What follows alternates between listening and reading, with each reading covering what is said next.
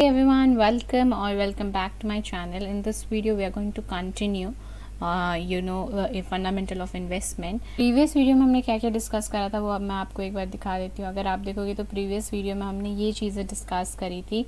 एक डिस्कस करा था what is required rate of return, what is discount rate, what is internal rate of return, what is equity risk premium, nominal cash flow and real cash flow. ये सारी चीज़ें हमने क्या करी थी लास्ट क्लास में और लास्ट वीडियो में यू कैन से हमने ये सारी चीज़ों के बारे में पता किया था कि हमारा रिक्वायर्ड रेट ऑफ रिटर्न क्या होता है. Basically required rate of return का क्या फॉर्मूला होता है, जल्दी बताओ. Risk free return plus beta into market risk premium. Discount rate वो आपका रेट होता है जिससे आप जो इनफ्लोज होते हैं, आपके फ्यूचर इनफ्लोज होते हैं, उनको डिस्काउंट करते हैं. Internal rate of return is the actual rate of return. Equity risk premium वो प्रीमियम जो आप मार्केट में इन्वेस्ट करने के लिए उठाते हो. नॉमिनल कैश फ्लो आपका क्या होता है. नॉमिनल कैश फ्लो आपका real cash flow plus inflation को मिला के आता है और रियल कैश फ्लो जो आज के टाइम में आपका कैश का फ्लो है वो होता है ना. ये हमने सारी चीज़ डिस्कस की थी और हमने फॉर्मूला भी डिस्कस किया था कि 1 plus NDR normal discount rate equals to 1 plus real discount rate and into 1 plus inflation rate. ये आपका एक फॉर्मूला होता है जो आपको यूज़ करना है, राइट. उसी फॉर्मूला के बेस पे जो है वो आज हम एक क्वेश्चन करेंगे. इफ़ यू सी ये क्वेश्चन देखो और इसको समझते हैं कि क्या है, इसको हमें कैसे करना है. ठीक है, थोड़ा सा अलग है, मतलब फॉर्मूला तो वही लगेगा बट इसमें हमें थोड़ा सा दिमाग लगाना पड़ेगा because it's not straight forward question. Okay, चलो देखते हैं क्या है. Mister x purchased a share. उसने एक शेयर परचेज करा ऑफ अ स्टैंडर्ड कंपनी. कोई कंपनी है standard for ₹250 in the year 2008-9 में. उसने 2008-9 में शेयर खरीदा 250 रुपये का. ठीक है, अच्छा. ही रिसीव डिविडेंड ऑफ ₹40. उसको उस पर डिविडेंड भी मिला and finally sold it for ₹270 इन 2009-10 में. अच्छा, रेट ऑफ इन्फ्लेशन आपका 5% था. सो बोलता है what would his return be. अब देखो जब भी इस रिटर्न की बात करेगा तो बेसिकली ये किस चीज़ की बारे में बात कर रहा है. ये आपकी बात कर रहा है रियल रेट ऑफ रिटर्न के बारे में. रियल रेट ऑफ रिटर्न के बारे में बात कर रहा है. ठीक है, रियल रेट ऑफ रिटर्न के बारे में बात कर रहा है. अब देखो यहाँ पे समझने वाली चीज़ क्या है. मुझे एक बात बताओ कि आपको एक्चुअली पैसे कितने रिसीव हुए. अगर आप देखोगे नॉमिनल रिटर्न इसका हम निकालेंगे तो कितना होएगा बताओ. आंसर लिखेंगे हम यहाँ पे. नॉमिनल रिटर्न कितना हुआ मुझे बताओ. नॉमिनल रिटर्न कितना हुआ. देखो अगर आप यहाँ देखोगे तो आपने 250 का खरीदा था और 270 में बेचा तो 20 रुपये तो आपको यहाँ मिले. 270 माइनस 250 20 रुपये का रिटर्न यहाँ मिला. प्लस आप अगर देखोगे तो आपको 40 रुपये का डिविडेंड भी मिला है तो 40. मुझे बताओ कितना आएगा ये. 20 एंड यहाँ पे 40 60 आ गया. 60 आपको रिटर्न मिला और ये 60 आप यहाँ इसको रेट में कन्वर्ट करो तो नॉमिनल रेट ऑफ रिटर्न. मुझे बताओ ये 60 रुपीज़ का रिटर्न आपने कितना पैसा इन्वेस्ट किया.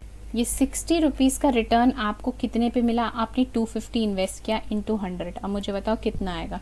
60 डिवाइडेड बाई 250 इंटू 100. तो अगर मैं देखूँ तो मुझे 24% का रिटर्न मिल रहा है. अब अगर आपके पास इन्फ्लेशन का रेट दिया हुआ है, नॉमिनल रेट ऑफ रिटर्न दिया हुआ है तो आप जो है वो रियल रेट ऑफ रिटर्न भी फाइंड आउट कर सकते हो, राइट. अब हम जो हमारा फॉर्मूला वही लगाएंगे. हमारा फॉर्मूला क्या होता है बताओ. हमारा फॉर्मूला है 1 plus normal discount rate equals to 1 plus real discount rate and 1 plus inflation rate. Nominal discount rate 1 plus 0.24 है ना, इक्वल्स टू मुझे रियल निकालना है, फाइंड आउट करना है and inflation is 1 plus 0.05. Am I clear. चलो अब मुझे बताओ ये आपका कैलकुलेट करके कितना आ रहा है. यार आपका 1.24 equals to 1 plus RDR and this is 1.05. यहाँ पे ये मल्टीप्लाई हो रहा है, नीचे जाके डिवाइड हो जाएगा. 1.05 equals to 1 plus RDR. Right. चलो अब इसको यहाँ पे डिवाइड करो, कितना आता है, इसको डिवाइड करोगे 1.24 डिवाइडेड बाय 1.05, तो दिस इज़ आपका आता है 1.18, मैं 1.18 ले रही हूँ, equals to 1 plus R D R. तो माइनस करोगे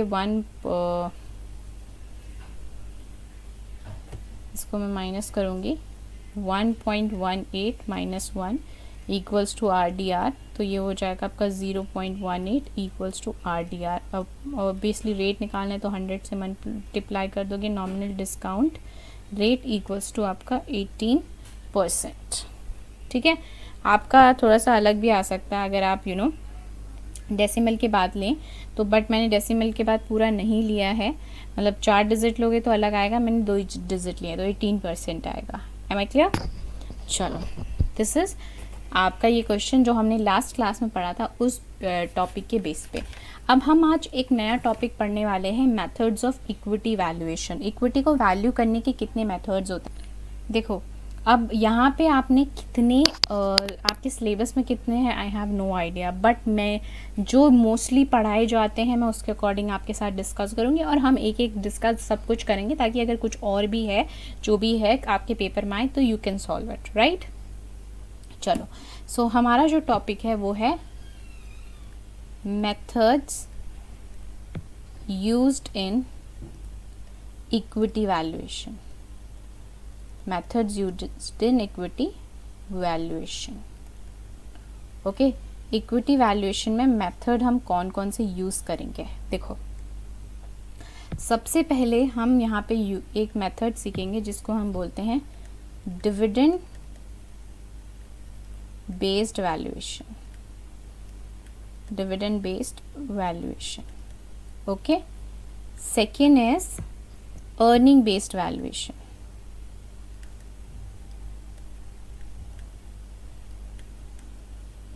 इनके फॉर्मूलाज हैं जो हम डिस्कस करेंगे, फिर क्वेश्चन डिस्कस करेंगे। And third is cash flow based valuation. अगर ये नहीं भी करो, मेरे ख्याल से आपके सिलेबस में है नहीं, बट मैं लिखवा दे रही हूँ फिर भी,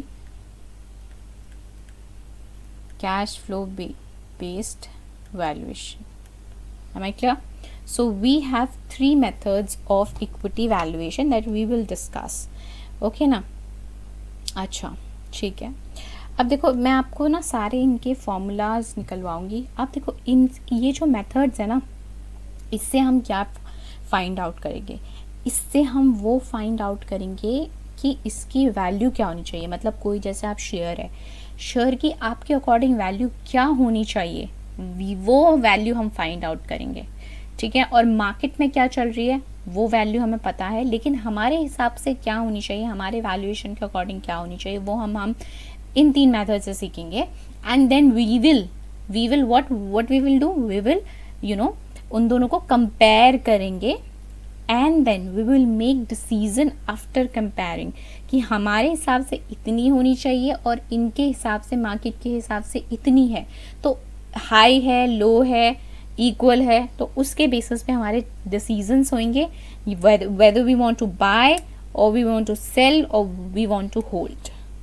ठीक है, हम किसी भी सिक्योरिटी को 3 पर्सपेक्टिव से देखते हैं, या तो मैं बाय करना चाहता हूँ, या तो मैं सेल करना चाहता हूँ, या मैं होल्ड करना चाहता हूँ। ओके चलो ठीक है। अच्छा अब सबसे पहले हम डिस्कस करते हैं डिविडेंड बेस्ड वैल्यूएशन।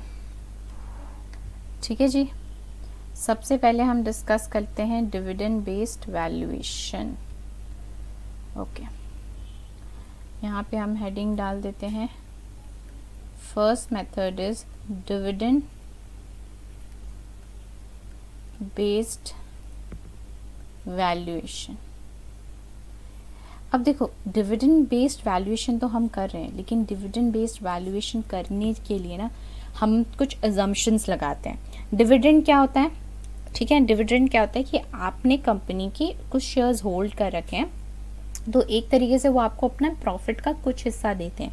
वो प्रॉफिट का हिस्सा आपको कैसे कैसे दे सकते हैं। मुझे ये बताओ, एक कंपनी डिविडेंड कब कब दे सकती है, एक कंपनी डिविडेंड कब कब दे सकती है, बताओ। एक कंपनी डिविडेंड आपको कब कब दे सकती है, वो आपको क्वार्टरली बेसिस पे दे सकती है ना। वो आपको 6 मंथ हाफ ईयरली बेसिस पे दे सकती है ओके, वो आपको ईयरली बेसिस पे दे सकती है। डिविडेंड आपको कभी भी मिल सकता है कंपनी का। तो क्या हमारे जो फॉर्मूला होंगे वो क्या इस क्वार्टरली बेसिस पे अलग होंगे, हाफ ईयरली बेसिस पे अलग होंगे, ईयरली बेसिस पे अलग होंगे? हाँ, वो आपके अलग अलग हिसाब से चलेगा कि अगर क्वार्टरली बेसिस पे है तो क्वार्टरली बेसिस पे अलग होगा, हाफ ईयरली बेसिस पे अलग होगा, ईयरली बेसिस पे अलग होगा। लेकिन हम जब डिविडेंड बेस्ड वैल्यूएशन करते हैं तो यहाँ पे हम ना कुछ अजम्पशंस लगाते हैं, कुछ अजम्पशन लगाते हैं, उसके बेस पे हमारा फॉर्मूला बनता है, क्योंकि हमारे इन तीनों तरीके से अलग अलग बनेगा। बट यहाँ पे हम अजम्पशंस क्या लगाते हैं, जब भी हम ये चीज़ करते हैं ना तो यहाँ पे हमारी कुछ अजम्पशंस होती हैं, अजम्पशंस हम लगाते हैं। क्या अजम्पशंस लगाते हैं डिविडेंड बेस्ड वैल्यूएशन करने से? मतलब देखो, इन प्रैक्टिकल वर्ल्ड, रियल लाइफ में तीनों तरीके से निकाल सकते हैं, लेकिन हम पेपर के पर्सपेक्टिव से ये अजम्पशंस करते हैं, ठीक है? थ्योरेटिकल बेसिस पे हम अजम्पशंस कर रहे हैं। Okay, what it would be? First assumption would be dividend जो है ना, dividend to be paid annually.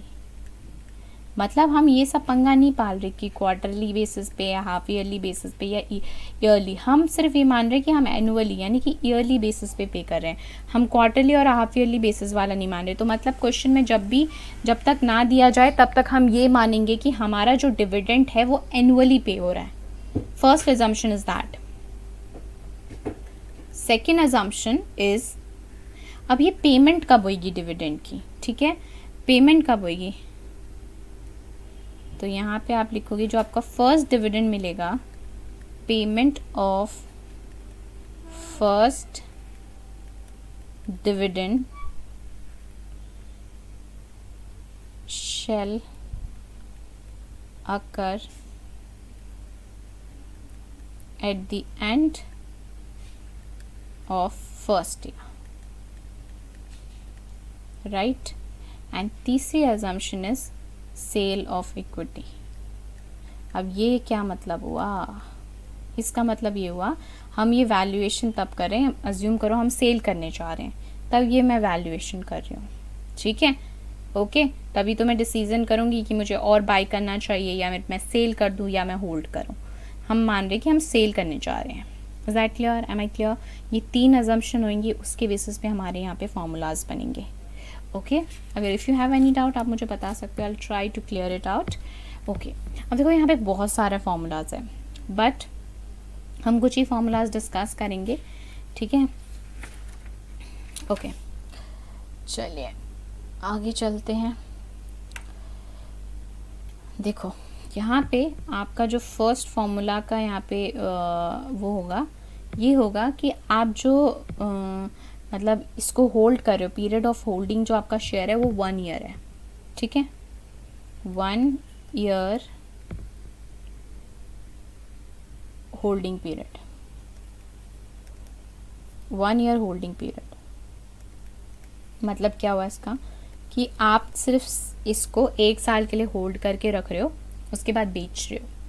1 साल की होल्डिंग पीरियड है आपकी, तो क्या फॉर्मूला होगा? देखो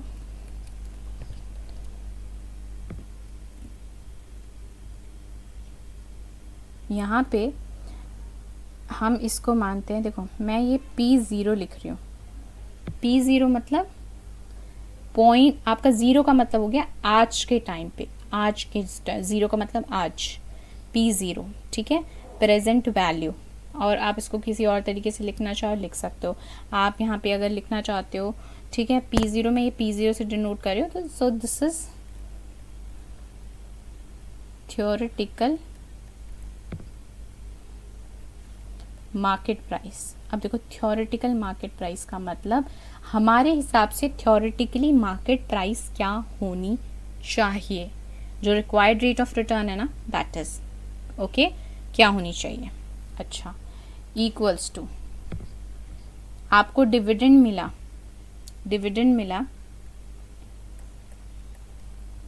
D1 divided by 1 plus cost of equity. आपको जो रेट दिया होगा एक, plus P1 divided by 1 plus KE। अब यहाँ पे क्या क्या चीज़ें सब मैं आपको बताती हूँ। यह आपका फॉर्मूला है P0 equals to D1 1 plus KE P1 1 plus KE। मतलब आपको देखो याद रखने का तरीका, एक D1 है एक P1 है, D1 के नीचे भी 1 प्लस KE, बीच में प्लस 1, P1 के नीचे भी 1 प्लस KE। अब देखो ये तो आपको हुआ कि जो डिविडेंड मिला, हमने बोला कि डिविडेंड हमें eight the end of the year मिलेगा। सो D मतलब डिविडेंड, ठीक है। KE का मतलब cost of equity, okay. And P1 का मतलब यहाँ पे क्या हो गया, ये P1 का मतलब हो गया market price at the end of year 1, क्योंकि हम 1 साल तक होल्ड करके रख रहे हैं, ठीक है, 1 साल तक होल्ड करके रख रहे हैं, तो ये आपका market price at year end 1 हो गया। अभी फॉर्मूला सिर्फ ध्यान में रखो, क्वेश्चन करेंगे देन यू विल अंडरस्टैंड कि how to use these formulas, okay. चलो नेक्स्ट इज हमारा नेक्स्ट होगा कि अब देखो ये तो है कि 1 साल मैंने इस शेयर को 1 साल होल्ड करके रखा। अब मैं सपोज करो शेयर को जो उसका होल्डिंग पीरियड है वो मल्टी होल्डिंग पीरियड है ना, मैं उसको 1 साल करूँ 2 साल करूँ कितनी भी साल करूँ, तो क्या होगा, तो आप यहाँ पे देखो इसका अब ये जो सेकेंड वैल्यूएशन होगा ना, वो वैल्यूएशन किस पे होगा, valuation based on multi holding period, multi holding period, ठीक है, valuation based on multi holding period, okay. इस पे ना अब आपके यहाँ पे हमारा जो यूज़ होता है फर्स्ट जो यूज़ होता है वो होता है ज़ीरो ग्रोथ मॉडल।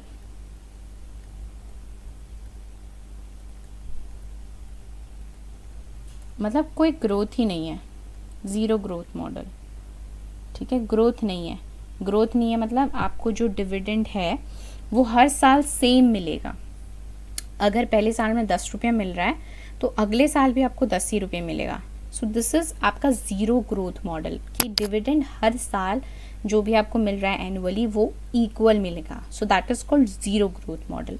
तो उसमें हमारा जो P0 होता है, P0 निकालने का फॉर्मूला, ठीक है, P मतलब प्राइस निकालने का फॉर्मूला वो होता है आपका D अपॉन में कॉस्ट ऑफ इक्विटी। जो भी डिविडेंड आपको मिल रहा है divided by cost of equity कर दो, तो आज के टाइम में आपकी जो थ्योरेटिकल मार्केट प्राइस है वो आ जाएगी, ठीक है। सेकेंड हमारा होता है constant growth model, constant growth model,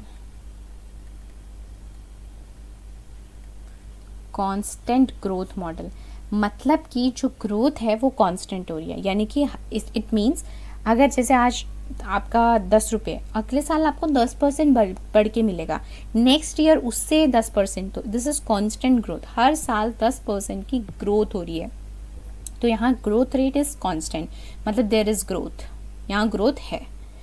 तो वहाँ पे आपका प्राइस क्या होगा बताओ, देखो P0 ये तो ठीक है, यहाँ पे हम P0 ही लिखेंगे, इक्वल्स टू डिविडेंड D0, मतलब आपका पीरियड 0 का डिविडेंड आपको कितना मिल रहा है, जो मुझे 10 रुपये मिल रहा है पहले साल में, 1 प्लस उसका ग्रोथ रेट क्या है, 1 प्लस G, ग्रोथ रेट क्या है, divided by cost of equity minus G, cost of equity minus growth. अगर आप देखोगे, देखो अगर D0 है उसमें आप 1 प्लस ग्रोथ कर रहे हो तो वो आपका ये D1 का बन जाएगा ना, ये D1 बन जाएगा, मतलब कि आपका 1 साल के बाद जो आपका D1 होगा, अब आज 10 रुपये है उसमें ग्रोथ ऐड कर रहे हो तो नेक्स्ट साल का बनेगा ना, तो ये D0 1 प्लस G को आप D1 लिख सकते हो and cost of equity minus growth लिख सकते हो। आई होप आपको ये फॉर्मूला समझ आए हो।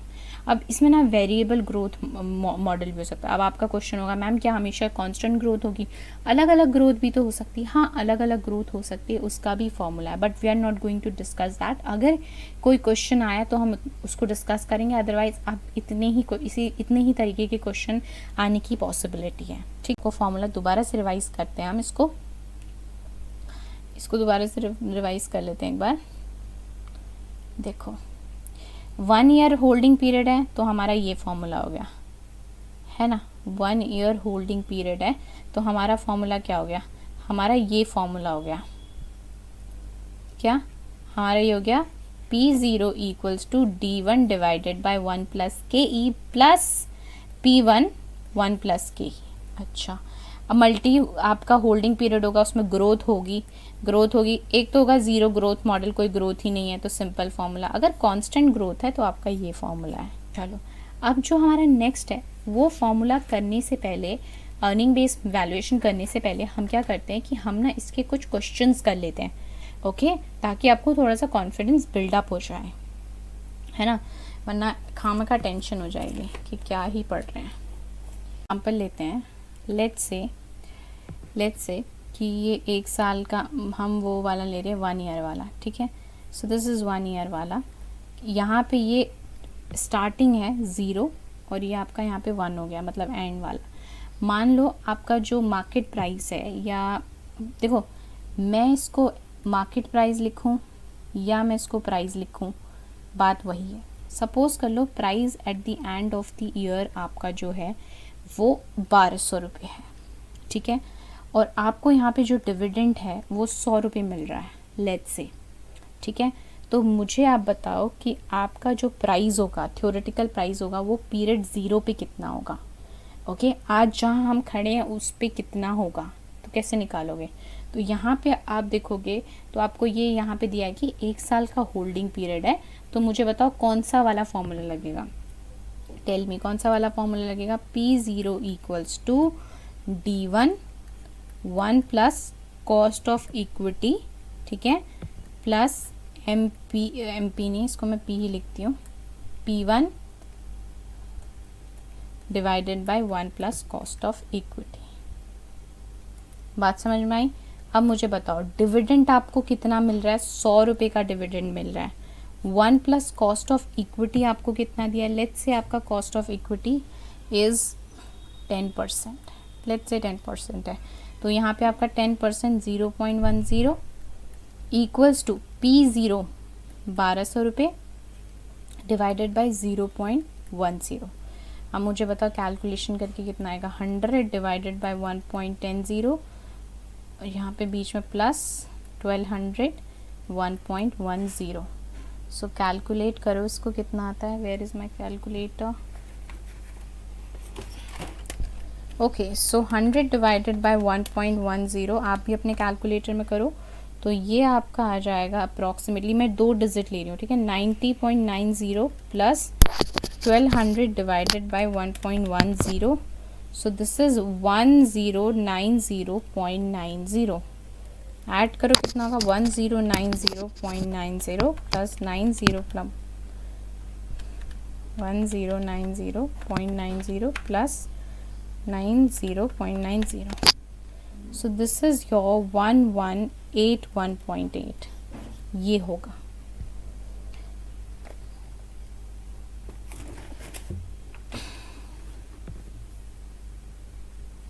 बताओ इसकी आज के टाइम में जो वैल्यू होगी वो आपकी होगी 1181, ठीक है। कुछ बात समझ में आई कि ये कैसे यूज़ करना है। चलो let's take an another example, एक और एग्जांपल लेते हैं। लेट्स से आपका D0 dividend at 0 period is 50 rupees, growth is आपका यहाँ पे 15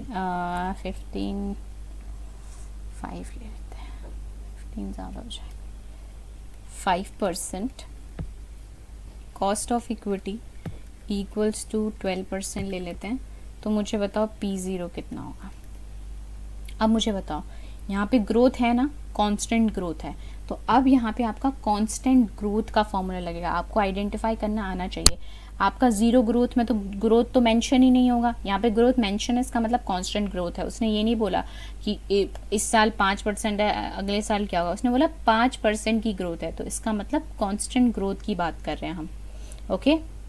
चलो अब इसको सॉल्व करते हैं। ओके, सो मुझे बताओ कांस्टेंट ग्रोथ का जो फॉर्मूला होता है वो क्या होता है, ठीक है। तो this is P0 equals to D0 1 plus growth divided by cost of equity minus growth. Am I clear? D0 is 50, 1 plus growth is 0.05। मैं इस ग्रोथ को सीधा पॉइंट मतलब परसेंट है ना, तो मैं क्या करती हूँ 5 डिवाइडेड बाई 100, 2 के बाद 0.05 लिख देती हूँ। आई होप ये चीज़ आपको पता हो, ठीक है। Divided by cost of equity को भी वैसे लिख दूँगी 0.12 माइनस 0.05। तो बताओ कितना आएगा 50 इंटू 1.05 डिवाइडेड बाय, माइनस करो 0.07 आएगा, 0.07 आएगा।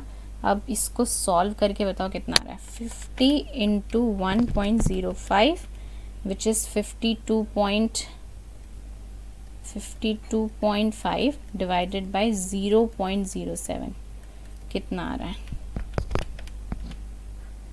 750, ठीक है 750।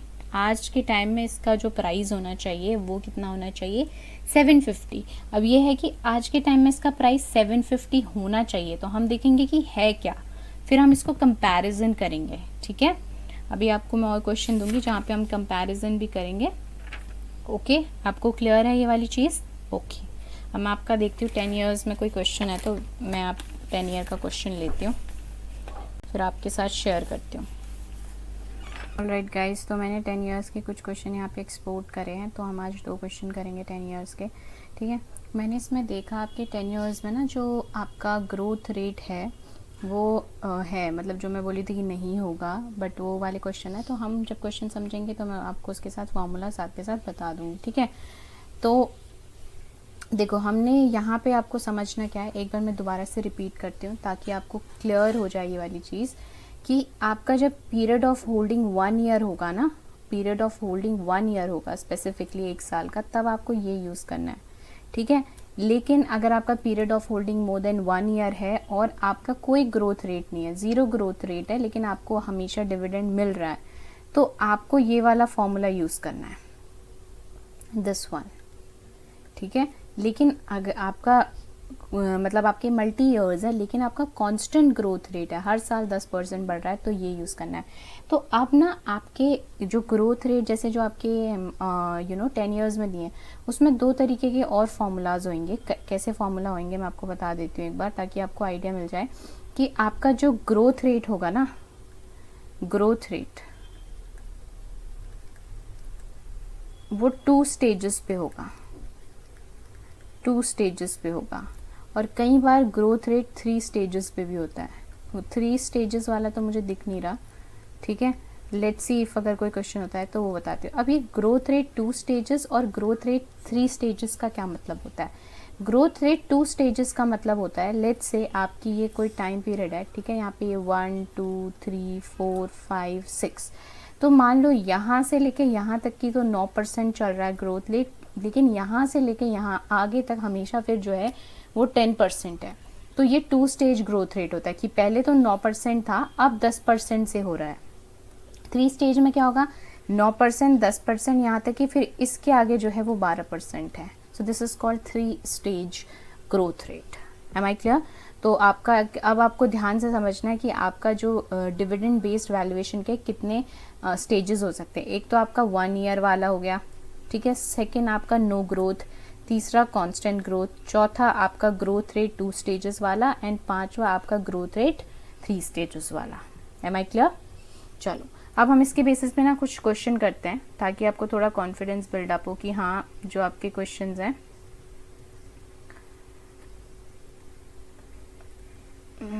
ये देखो आपका क्वेश्चन सी। अरे भाई साहब, क्वेश्चन जी देखो क्वेश्चन क्या है। अब आप देखो ध्यान से समझना, ये आपका जून 2014 का क्वेश्चन है, ध्यान से समझेंगे और जो हमारा फॉर्मूला है उसके बेसिस पे हम इसको करने की पूरी कोशिश करेंगे, ठीक है। अब देखो क्या लिखा है, the current price of a company shares is ₹65 पर शेयर। करंट प्राइस यानी कि जो प्राइस हमें निकालना होता है, P0 बोलो या मार्केट प्राइस एट 0 बोलो, कुछ भी बोलो, वो हमें गिवन है। तो इफ़ यू सी, तो मैं यहाँ साथ के साथ लिख रही हूँ, मेरे को P0 गिवन है which is ₹65। Okay, due to strong performance of the company, the share price is expected to be 90 at the end of year 1। यानी कि ईयर 1 के एंड में ये एक्सपेक्ट किया जा रहा है कि 90 रुपये होगा। तो मैं इसको P1 मानूंगी, price at the end of year 1, price at initial stage 0 stage पे। So this is 90। I hope आपको ये चीज़ समझ आई हो। ठीक है। In the next year the company is likely to declare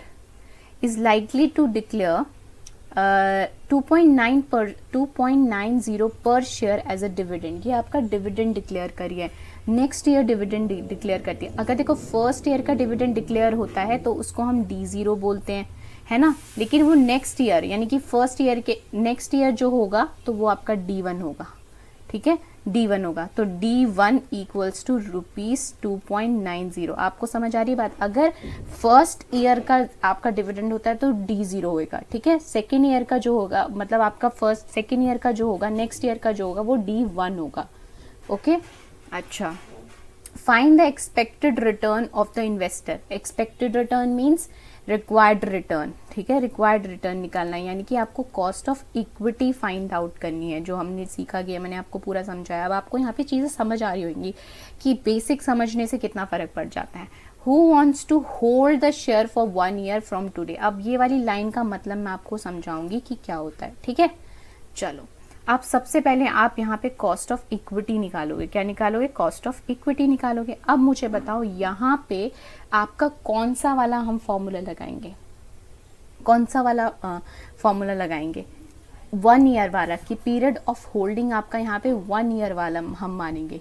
मेरी बात समझ में आई कि अब यहाँ पे क्या चीज़ है? ठीक है, तो अब मुझे बताओ यहाँ पे आपका फॉर्मूला क्या लगेगा?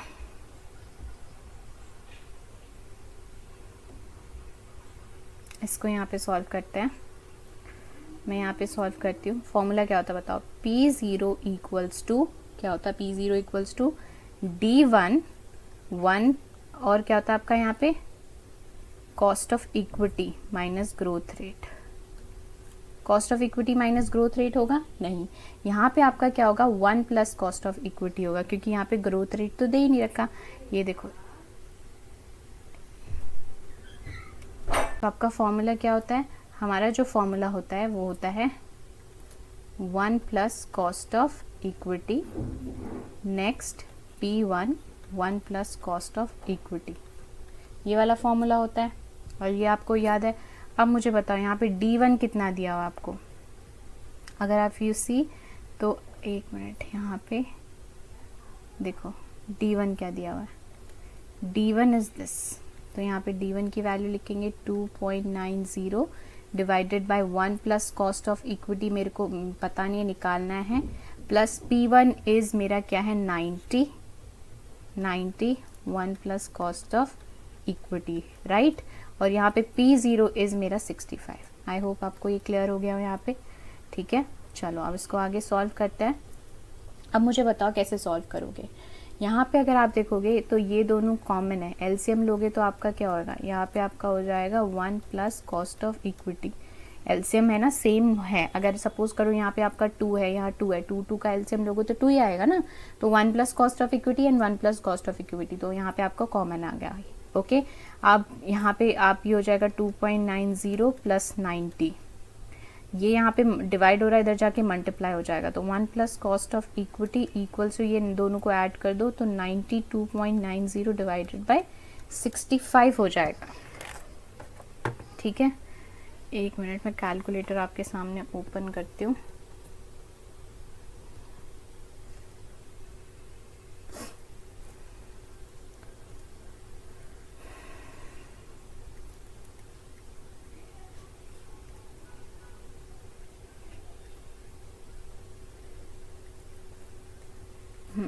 देखो, अब यहाँ पे आपका 92.90 इसको कर दोगे आप डिवाइडेड बाय 65, इक्वल्स टू, तो देखो आपका ये आ रहा है 1 पॉइंट समथिंग लाइक दैट, तो मैं इसको 1.43 ले लेती हूँ। ठीक है, मैं इसको 1.43 ले लूँ।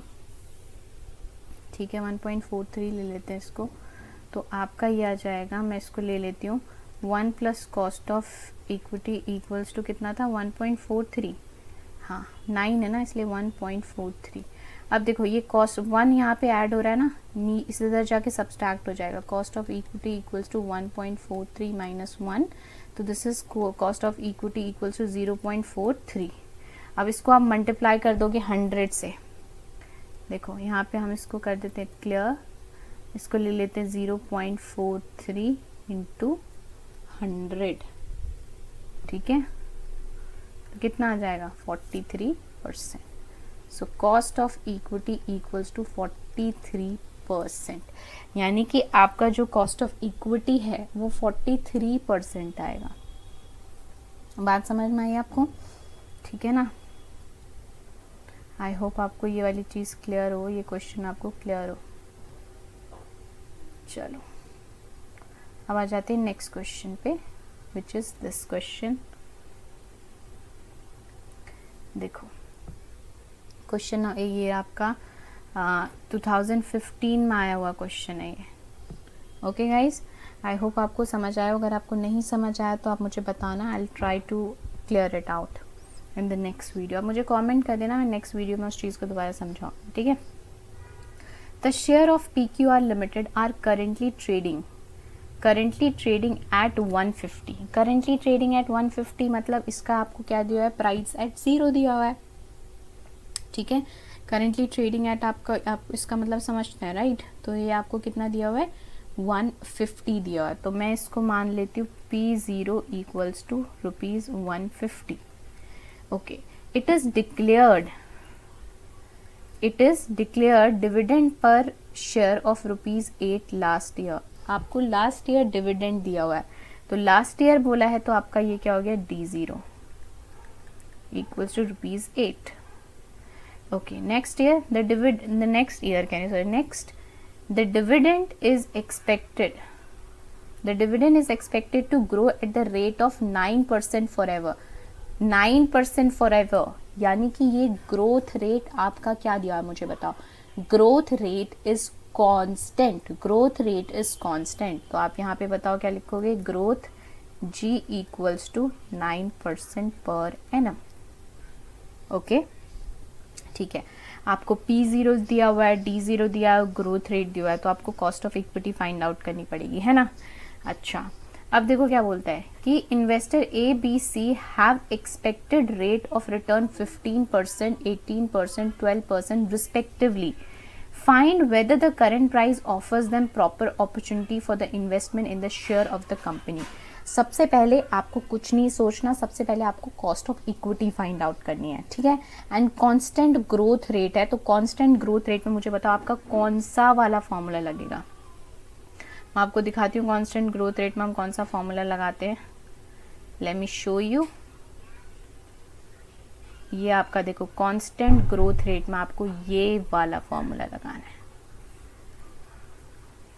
ओके, चलो इसको हम फॉर्मूला पुट करते हैं कांस्टेंट ग्रोथ रेट वाला। चलिए, अच्छा अब बताओ फॉर्मूला क्या होता है कांस्टेंट ग्रोथ रेट वाला। हमारा फॉर्मूला क्या होता है, P0 equals to D0 1 plus growth rate divided by cost of equity minus growth, ये फॉर्मूला होता है। चलो पुट करते हैं इस पे। ओके, नाउ P0 क्या है बताओ, P0 is 150 equals to D0 is 8, 1 plus growth rate is 0.09 divided by cost of equity I have to find out and 0.09 right। चलिए अब इसको सॉल्व कीजिए। 150 equals to, अब इसको हम प्लस करेंगे तो 1 पॉइंट, अब देखो इसमें कैसे करना है, मैं इसको क्लियर करती हूँ। सबसे पहले 1 प्लस 0.09 कितना आया 1.09 इंटू 8 कितना आया 8.78, 8.78 आया, तो यहाँ पे लिखेंगे 8.7, कितना आया 8.772, okay, divided by cost of equity minus 0.09। अब ये इसको मैं क्या करती हूँ, इसको क्रॉस मल्टीप्लाई कर लेते हैं ना, यहाँ पे इसको ले जाती हूँ, इसको यहाँ पे लेके आती हूँ, ये इससे इजी रहता है, मेरे को जो लगता है मैं बता रही हूँ कि आप और तरीके से भी कर सकते हो, कोई प्रॉब्लम नहीं है। तो मैंने क्या करा, cost of equity minus 0.09 equals to 8.72 divided by 150। मैं अब 8.72 को डिवाइडेड बाय कितना कर देती हूँ, 150 कर देती हूँ, तो मेरा आ जाएगा देखो 0.0581 समथिंग आ रहा है, ठीक है।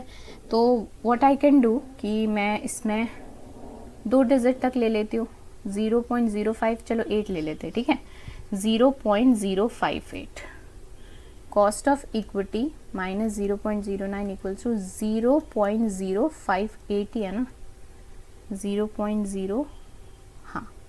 अब देखो ये कॉस्ट ऑफ इक्विटी हो गया, इसको ये यहाँ पे माइनस और उधर जाके प्लस हो जाएगा, 0.058 प्लस 0.09, अब इसको प्लस करेंगे, देखो क्लियर करा मैंने, 0.058 प्लस 0.09 कितना आया 0.148, तो cost of equity equal to 0.148। अब इसको आप 100 से मल्टीप्लाई कर दो इनटू 100, तो कितना आ जाएगा, cost of equity equals to 14.8%।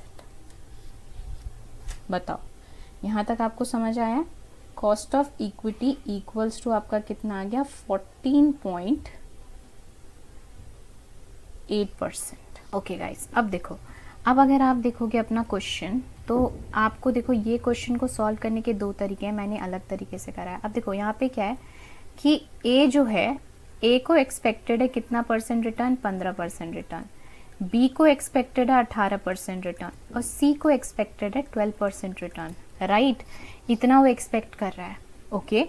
अब मुझे एक बात बताओ कि हमारा जो रेट आ रहा है cost of equity which is 14.8%, ए की उम्मीद 15% है, लेकिन एक्चुअल में इतना 14.8% है, ठीक है। एंड द क्वेश्चन इज कि find whether the current price offers them proper opportunity for investment in the share of the company. नहीं, क्योंकि वो 15% की उम्मीद कर रहा है, 14.8% मिल रहा है उसको, बी 18% कर रहा है 14 लेकिन सी 12% कर रहा है, लेकिन उसको मिलेगा 14.8%। So what we can say that कि current price offers good opportunity to see, ठीक है, सी को, और ए और बी को एक्सपेक्टेड रिटर्न नहीं मिल रहा है। आपको मेरी बात समझ में आई, ठीक है। आपके जो बुक में सोल्यूशन कर रखा है ना, बुक में सोल्यूशन क्या कर रखा है कि ए, बी और सी का जो है वो मार्केट प्राइस आपका 15%, 18% और 12% करके निकाला और उसको 150 से कंपेयर करा। आप ऐसे भी कर सकते हो, या क्या कर सकते हो कि आप कॉस्ट ऑफ अपॉर्चुनिटी जो आपको मिल रही है विच इज़ 14.8%, उसको जो आपका एक्सपेक्टेड रिटर्न है उससे कंपेयर करो।